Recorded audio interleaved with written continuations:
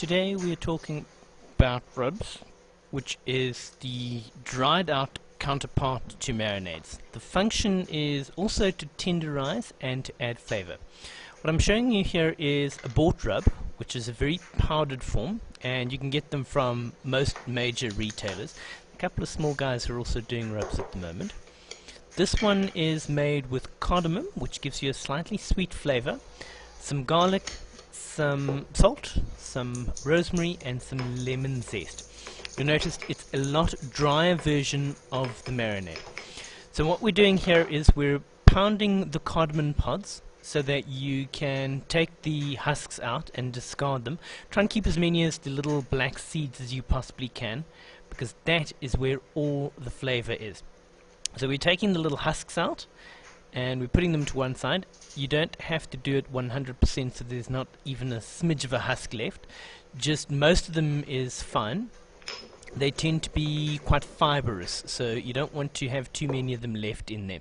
See, that's kind of the coarseness you're looking for.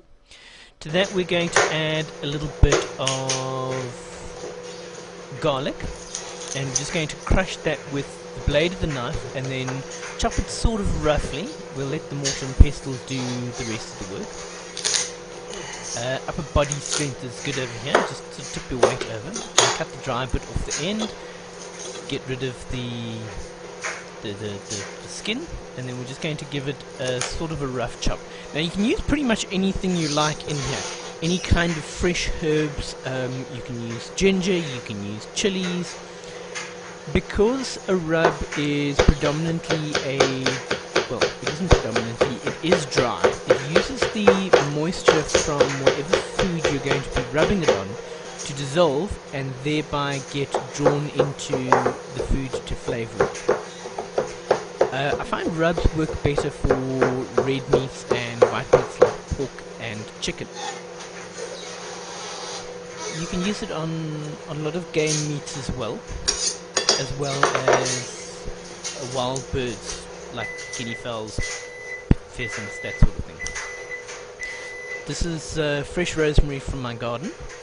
There's also a bit of thyme growing out there, and you can use pretty much any herb you like. There are no hard and fast rules about what it is you can and can't do. You want to be chopping the herbs fairly finely, but you don't have to chop them to microscopic proportions.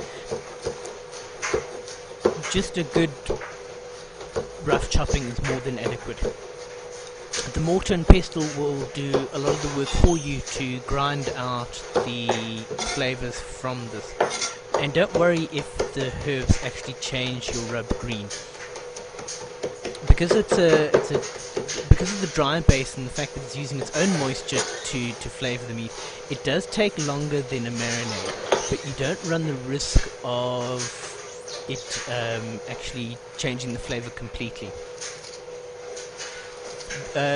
Zesting tool over here, you can of course use a grater, and I don't use too much zest. I love the smell of this when it's happening, all that fresh citrus oil.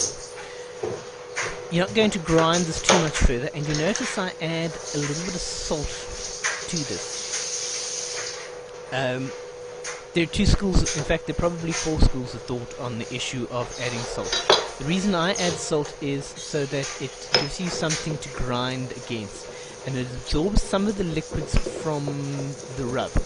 Now when you add a bit of salt to the rub, it draws the liquid out of the meat or the food, and then allows the rub itself to dissolve and thereby be reabsorbed by the food.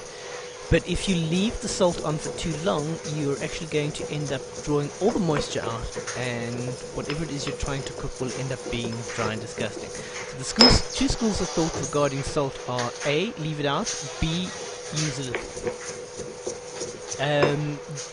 We can then get into the whole issue of brining, which we're not actually going to go there, which is a very salty solution used to flavor big pieces of meat. But all we're doing here is making a fairly fine grind of something, which we're going to rub onto a little piece of steak, and then we're going to stick it in a Ziploc bag, my favorite thing to use in the kitchen at the moment. And the more you massage the rub into your meat, the more it's actually going to be rubbed into every nook and cranny, which gives you a greater surface area for the flavors from the rub to be absorbed. So, just a quick recap of what we've got here. We've got cardamom seeds, we've got garlic, we've got rosemary, we've got lemon zest, and we've got just a pinch of flake salt. That's good old-fashioned molten salt that you see there. So rub it in as well as you can, and give it a nice little massage. You can see you don't need a huge amount of the rub to do this with. And then pop it into a bag, leave it in the fridge. This I recommend a minimum of 2 hours for a thick piece of meat like this. Best if it's left overnight. The longer, the better. I hope you've enjoyed this, which is going to be the first in a whole bunch of installments talking about rubs.